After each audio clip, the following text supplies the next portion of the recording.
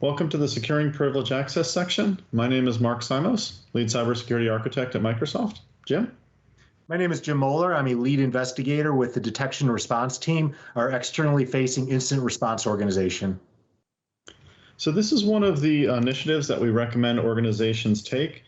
And the reason for this is because, quite frankly, if you look at the headlines, whether it's a ransomware attack or a nation-state attack, pretty much just about every attack you see has privileged access somewhere in it. Oftentimes used by adversaries to go from standard user access or single, standard device access into privileged admins like IT admins like a global admin or a domain admin or enterprise admin. So just to start things off, and I'll have Jim kind of illustrate some of these with some real world stories. We strongly recommend first and foremost to think about user access and privileged access as two separate things. So a standard user that's accessing, just any given resource, whether it's their SAP system or Office 365 or any sort of standard issue resource, they're going to have a sort of path of a device that they use, an account that they log on with it. They might go through an intermediary like a virtual private network or VPN device, and then an interface to the access itself, which is really where you want to be assigning policy. And then the privilege access is going to have a similar set of things, oftentimes the same kind of operating systems, accounts that are in the same directories, et cetera. But thinking about these things different strategically is super important, because when you lose the control of a single account, standard user account, you lose control of whatever business sensitive data that one account has access to. When you lose an IT admin or a privileged admin that has access to business critical systems, then you lose all of the accounts that they can manage or all the resources that they have direct or indirect access to. So the impact to your organization and your business is quite significantly different between user and privileged access.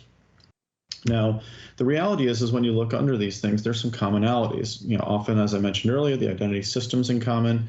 And then, if you have, say, a privileged access management or privileged identity management system where, you have a manager, for example, approve privileges before the people are, before the admins actually get the privileges, that workflow is probably going to their standard user account. So there's touch points between these two flows, but it's really important to keep those two separate, have separate accounts, and as we'll see in a little bit, separate devices as well for those privileged access, those really high privilege access accounts.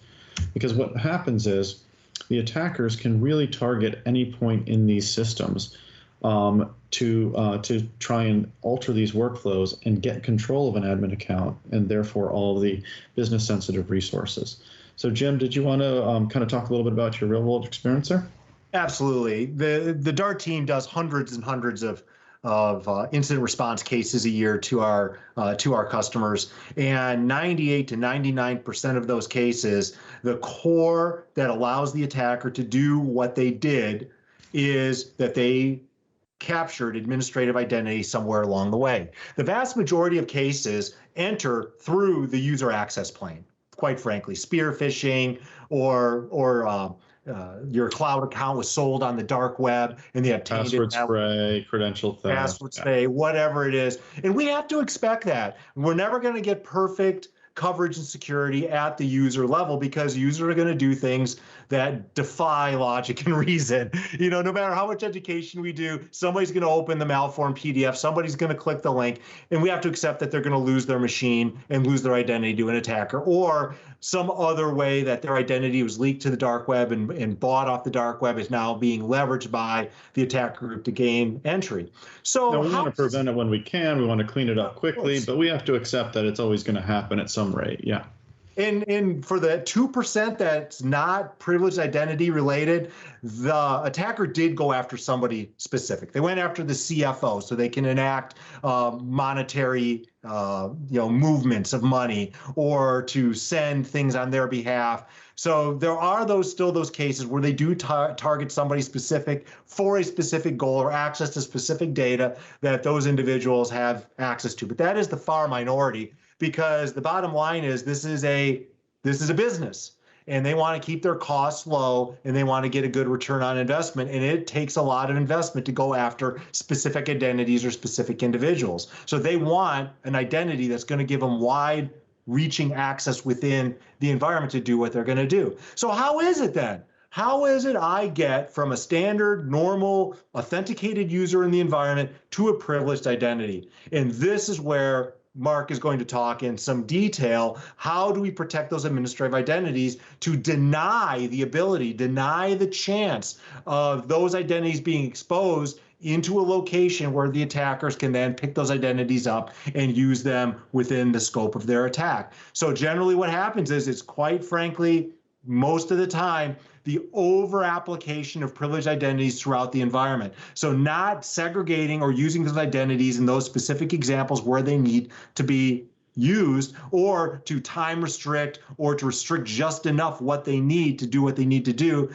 For example, service accounts. Service accounts have been the bane of our existence ever since credential theft became a thing. So I have a system that's wide reaching in the environment, and I need a service account to allow it to operate within the environment. And you know what? We're having a hard time nailing down exactly what it needs to do, So you know what? Just give it domain admin. Give it to domain admin, and then we'll come back later and we'll fix that. And then 5-10 years down the road, now it's architectural debt, it's legacy debt that we've accrued, and it was never done. And now that privileged identity attached to that service account is being widely applied, and being applied, quite frankly, to places where the attacker has the ability to pick it up. And that's how it happens.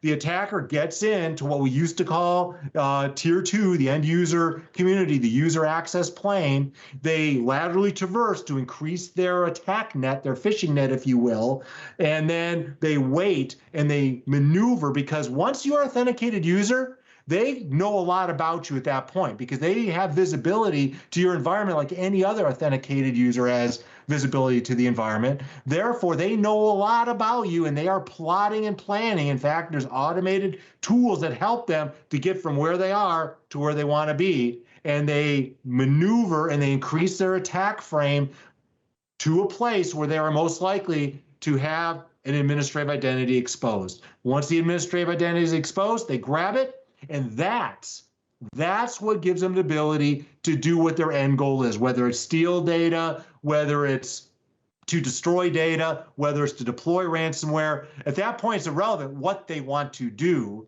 It's they have the ability to do whatever they want. And this has been the case for about 10 years. It's just the economic model has changed on that end goal of what they want to do, but it all hinges on privileged identity. Absolutely. And what we're talking about here is a lot of technology, right? But the reality is that the changes you need to make are people, process, and technology. For example, if I pick up some random object, okay, whatever, it's just an object. I can pick it up. It's not too heavy. And that's how people think about it. It's like, oh, okay, an admin account. This is easy, right? It's simple. I'm familiar with this. It's like an account, but it can do more. Great. And everybody's thinking about the positive side, but they're not thinking about it like the damage that this account can do to the business is much more significant. That's like picking up a radioactive nugget or picking up a glass of water that has poison in it that isn't just a clean glass of water. And so it's really important to sort of start thinking about this, and how do we educate folks that, listen, you don't want an admin account unless you have to, right? I worked with a customer for a long time as a consultant. They offered me, would you like to have enterprise admin over this environment, which was several 100,000 people in the organization. And I was like, no, right? Like you've got to be able to sort of change that culture of, instead of, ooh, an admin account that makes my life easier, to an admin account of, ooh, that could go wrong. I don't want that responsibility. And so it's really important to sort of look at it in that way and kind of think of it in those two ways. So as we kind of progress forward here, then the key is you want to set up around those privilege access, those really sensitive accounts that can do that much damage.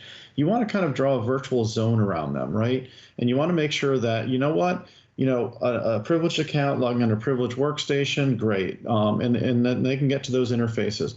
But if you're coming from outside of that, we're going to really monitor that and block it. We're not going to let a regular workstation or a regular account get access to those administrative resources. So very, very rigorous isolation of that. And the way that we do this is with our zero trust user access. So using Azure AD conditional access for each of those interfaces, we have a policy that explicitly states that if you don't come from one of these workstations and it's healthy, you don't come from one of these accounts, if you're not going through one of the authorized intermediaries, such as a authorized jump server, that you make sure that those particular policies are enforced. And so this creates sort of a virtual isolation zone around that privileged access. And then for those entry points at the identity systems, those escalation paths, you look at those very closely and make sure that you're preventing people from escalating privileges in there, because the attackers are going to look for those paths. And you're also detecting them so you can rapidly respond. So it's really important to take that holistic view, not just say, oh, we've got a privilege identity management system or a privilege access management system, so we're fine. Well, what about the device that they're using? What about the privilege access system itself? Is it actually patched? So you have to have this sort of end-to-end view, and then, within that end-to-end approach, create that isolation from it. And so the privilege access guidance that Microsoft published actually does this all the way into specific configurations for conditional access and Intune, so that you can enforce this strategy in detail. Yeah, it's really important when you're starting this journey to enumerate the privileged access as it stands today. You need to understand where the privilege lies today in order to act the controls on them. In fact, when Petya Not Petya hit, we had a customer that I was specifically dealing with that their environment was absolutely devastated by this automated ransomware wiper that went through their entire environment. And when we came to them and said, oh, it's because that you lost privileged access, it's that wherever this entered your environment, it picked up privileged access, and that's what gave it the ability to then spread throughout your environment unchecked. And they said, no, that's not the case. We have very rigorous privileged identity management. And we had to say, it's like, okay, but what about this account? Like, ooh, that was an exception to the process. And it only took that one account that allowed the attackers to capture, that gave them the access they needed to then spread through the environment rapidly. So enumerating where your privilege lies today, and then that gives you the map in order to close all of those avenues. Yep. And just one little minor note there is that this is all about the access to the assets. You also do need to properly protect them, encryption at rest, encryption at transit, making sure they're patched and updated, applying DevSecOps for these business critical ones. So you do also need asset protection in addition to the access control. So just a note there to make sure that, just protecting the accounts is also not enough. Security always seems to have more things to do, unfortunately. Defense in depth. There's never one layer. Absolutely. And so when we put this together, we initially started out with 5 layers, but we decided that 3 was probably a better way to do it because that's really all we needed.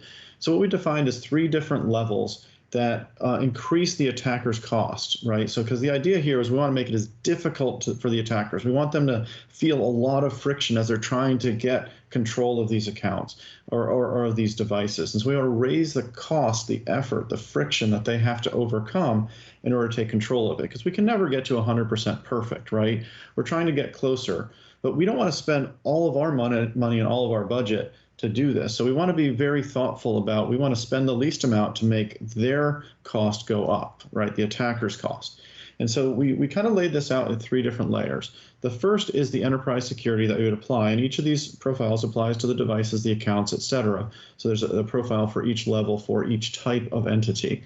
So the attacker's cost, is at a pretty good level for all users with our enterprise one. We set a pretty strong baseline that's often above what most enterprises already have.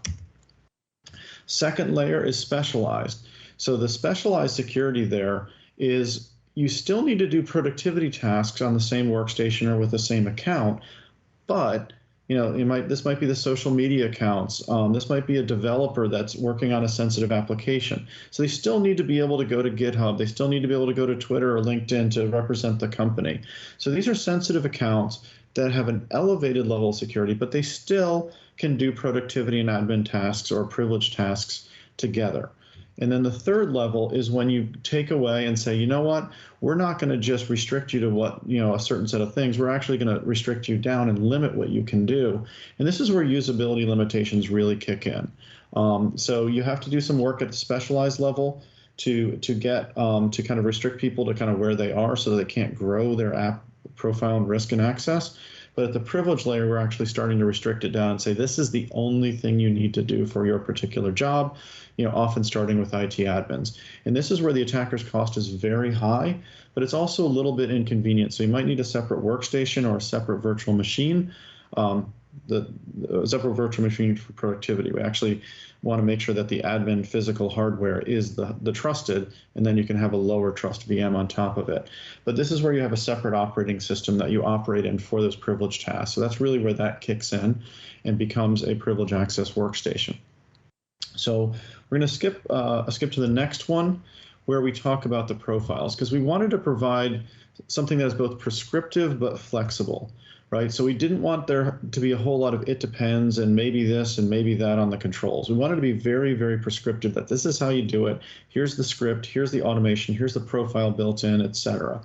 And so what we did was we defined profiles for each of that enterprise specialized privilege for devices, the workstations, mobile devices, for the accounts that are being used. What controls do you need to put on them? For the intermediaries, for the VPNs, the application proxies, the privilege access management, and the PIM and PAM solutions.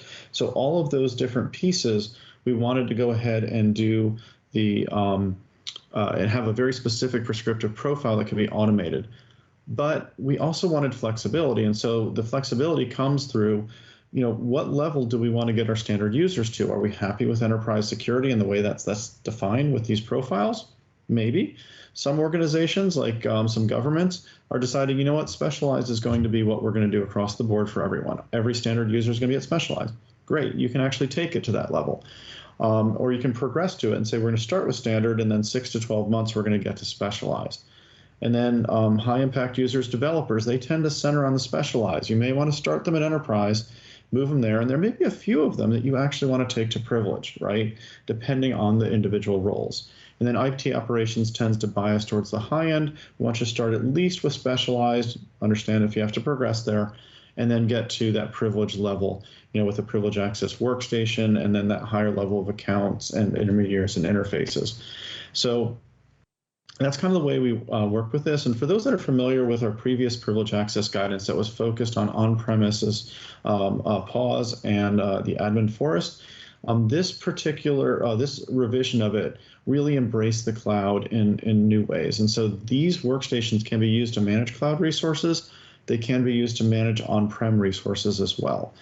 So the idea is that the source of the security comes from the modern cloud endpoint detection responses, the advanced threat intelligence and behavior analytics and such built into Azure AD. So all of these things there to protect these assets are primarily sourced from the cloud. The workstation is, physically in front of you in most cases, but all that management and security is coming from the cloud. But you can now use that to manage both cloud resources and on-prem resources. So that's really kind of the way that we think about the privilege access space, and have provided very specific targeted guidance to make this strategy real. Jim, any thoughts before we move on to the access model? No, I think that the really important part is when we're investigating, speaking of the cloud controls, that the vast majority of, not the vast majority, but the customers that we are dealing with, because there's been an incident, so obviously there was some failings in security right there. Yeah, you have a self-selection bias there. There's self-selection bias, exactly. That the cloud controls, and specifically logging within the cloud, were not really configured against the guidance that we've been giving. So really, take advantage of the tools being provided to you in the platform itself with logging and those controls. Cool. So the next piece that we're going to cover is the enterprise access model. And this is, for those that are familiar with it, an updated, newer version of the tiered administration model for Active Directory, the on-prem Active Directory that we had for some time.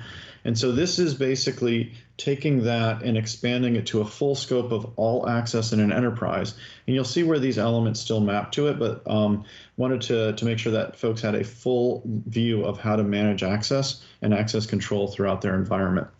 So the first thing to remember that is often forgotten, especially by technologists, is it's about the business assets. It's about the value that the organization have. So we're putting all these things together to protect what is important to the business. The IT permissions are very important in the equation of how do I get access to it, as we've discussed. But at the end of the day, what you're trying to protect is what's important to the business, or to the mission, in the case of an NGO or a non-governmental organization. So that is kind of the focus. Now, you also need to recognize that one single workload where there's important data or applications is not how a business runs. They have multiple different applications, right? And so you have to be able to manage those at the IT level and make sure their servers and resources and kind of all of those things, performance is good, they're able to support it when there's an issue, et cetera. And then that's kind of where the management plane is, to manage across all those workloads, whether they're on the cloud or on premise, you name it. The control plane is similar in concept, but it's where you actually have access control. So for those that are familiar with the existing tier model or the previous tier model, management plane and the data workload plane collectively are what we used to call tier 1. And so that's really where that business value is stored. And then the control over those the control over the assets that can provide access control, and you can or can't do it across all those, is your control plane. Now, your control plane is primarily made up of identity controls, right? In the case of older assets like operational technology that's been around for a very, very long time, 30 to 50-year-old electronics attached to sometimes 50 to 100-year-old machines, you tend to be much more reliant on network controls as your control plane because you just don't have modern identity or really sometimes any identity at all. But your control plane is really what is where you provide access control to that. And we have kind of the attributes of what a good control plane looks like. You want to bias towards identity. It's got to be secure, consistent, comprehensive, et cetera. But that's really mapped to that tier 0 for those that are familiar with that. The access that, because you have to actually use these things every day, you've got to manage the user access and the sort of user devices, user accounts, the intermediaries that they use, the virtual desktops, proxies, VPNs, you name it. And then machines have to access. This is often forgotten. APIs need to access those resources. And so that app access is also another thing you have to manage, again, within those privilege models and those planes. And then what we've been talking about primarily here, and this is where the privilege access fits into your enterprise strategy, is that privileged access. So these are your IT admins that have that extreme control over your environment, that have control of the control plane, as it were. There's other kinds of privileged access too that are in the management plane, the admins that are working across the servers, but don't control your identity systems. And then there's also admins of the data and workload plane. And some of these may qualify and say, hey, we're going to do a specialized workstation because, this particular asset, for example, the server that does our SWIFT transactions for money or something like that, we're going to go ahead and elevate them to a specialized or a privileged level because it's such a high impact to the business just on its own. So privilege access is really about identifying those high impact pieces and then making sure either at that enterprise or specialized or privileged level, you're providing those controls that meet the profile. And so that's really kind of what we're going for, is helping you get to a much more complete and secure approach to how you manage access across cloud, across on-prem, with the securing privilege access. So it's a lot to take in, but we put out a lot of documentation to explain the different angles of it. We're always looking for feedback, always looking for any questions that you might have on it. So definitely engage us through the documentation site and others for any questions on that. So Jim, any last comments or thoughts before we close out? If you're just approaching this journey, it can seem like a long road ahead. But these beginning steps, all this does not need to be done at one time. There's a stepwise approach in order to have a continuing attack surface reduction. And quite frankly, the beginning of this journey has nothing to do with technology. It has to do with people and process and changing the mindset of how privilege is used within environments. So don't think that if you can't do everything, you can do nothing. There's absolutely things that you can start doing today. And the documentation really stepwise lays it out, the different phases of your journey down this path. Excellent point. Yeah, our rapid modernization plan, or RAMP, is kind of that stepwise 1, 2, 3. Do this first, then this. We took a lot of time looking at the attacks that Jim's team sees and looking at the controls. What's the easiest thing to implement that has the most impact first? and walking through that. And there's a lot of things you can do right away that get you a lot of protection against these attacks. But at the same time, we want to make sure you have a complete vision. You're stepping towards that place. You're not just taking a one brick at a time on the yellow brick road. You're actually going to get to the land of Oz at the end of it. And so really focused on that whole journey and then each step of it. So with that, thank you, Jim. Really appreciate you joining me here. Thank you all for listening and watching, and good luck on your journey.